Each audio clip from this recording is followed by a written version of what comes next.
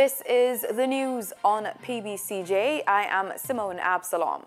The National Water Commission, NWC, says that approximately 18,000 customers in the corporate area are experiencing challenges with an intermittent water flow or low pressure. Corporate Public Relations Manager Charles Buchanan told the Jamaica Observer yesterday that the major break in the transmission pipeline from Ferry to 6 Miles in St. Andrew has now been deemed inoperable following an assessment of the line that is 35 feet below the surface of a section of the Mandela Highway. NWC has said that it would spend $1.5 billion to replace the existing transmission pipeline, but yesterday, Buchanan said that plan has been abandoned. The NWC manager added that while trucking water is necessary and that it is being done, it is not the most effective method, as there are not enough units to cover the numerous households. Buchanan also noted that all other measures being pursued to get water to customers are proving difficult or time-consuming.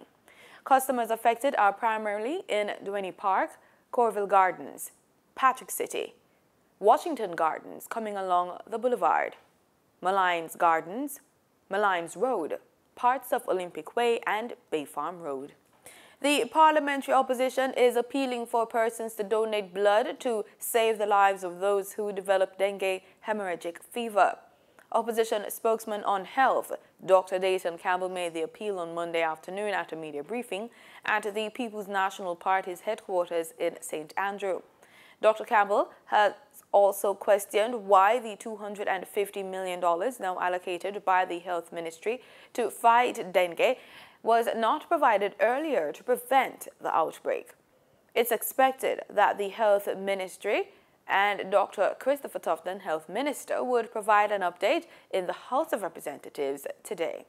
School administrators have been complaining that they were left to implement the new restrictions on sugary drinks with limited guidance from the Health and Education Ministries.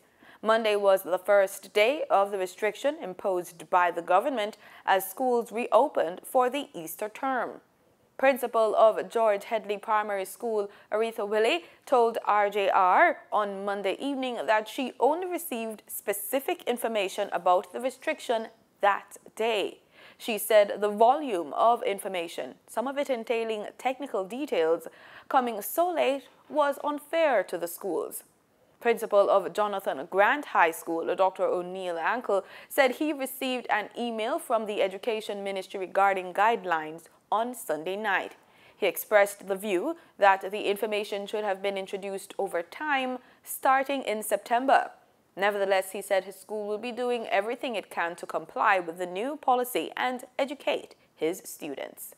The opposition People's National Party is calling on Prime Minister Andrew Holness to publicly reveal the process that has led to the selection of Daniel Dawes, a former Jamaica Labour Party parliamentary candidate and current member of the JLP's Central Executive, as the new Chief Executive Officer of the Universal Service Fund, the USF. Mr. Holness has ministerial responsibility for the Technology Ministry. Opposition spokesman on Science and Technology, Julian Robinson, in a statement yesterday, highlighted the recent history of the USF board, which recruited the last CEO, Camille Buchanan, who reportedly did not meet the minimum requirements. Robinson said that the #1 priority of the current administration should be to restore confidence and trust in the integrity of the operations of agencies under the portfolio of former Minister of Science, Energy and Technology, Dr. Andrew Wheatley. Former Cabinet Minister, parliamentarian and trade union leader Dwight Nelson is to be buried following an official service in Kingston on January 31. Funeral services for Nelson, a Roman Catholic, will be held at the Holy Trinity Cathedral, North Street, Kingston. Nelson, a former Jamaica Labour Party cabinet minister and senator, served as minister without portfolio in the Ministry of Finance and Public Service between 2007 and 2010. He was also a former president of the Jamaica Confederation of Trade Unions and vice president of the Bustamante Industrial Trade Union. He died peacefully on Christmas Eve at his home in Barbican after a long illness. The US dollar on Monday, January 7, ended trading at Jamaican $129.05, down by 3 cents. The Bank of Jamaica's daily foreign exchange trading summary notes that the Canadian dollar ended trading at $97.87, up from $95.97, while the British pound sterling ended trading at $162.76, up from $162.59. In regional news, a Venezuelan Supreme Court Justice, Christian Zerpa, who has been a long-time government loyalist, has fled to the United States, saying he's protesting President Nicolas Maduro's upcoming second term.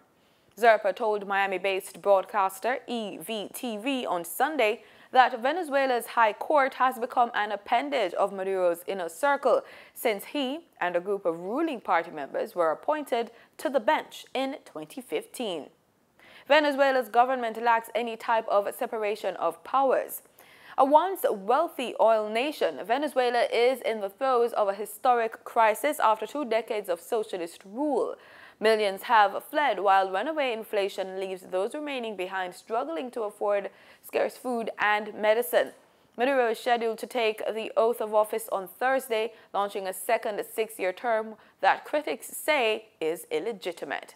Jing Yong Kim, the president of the World Bank, says he's resigning at the end of January. Kim's unexpected departure, nearly 3 years before his term was set to expire, is likely to set off a fierce battle between the Donald Trump administration and other countries which have complained about the influence the United States exerts over the World Bank.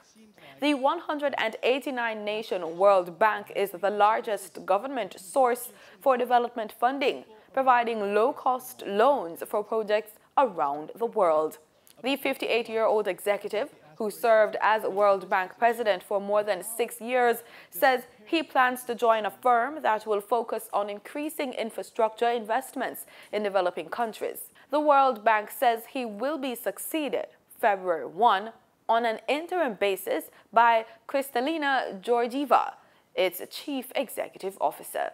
And that's the news on PBCJ. Thanks so much for making it PBCJ. Remember, we are the People's Station.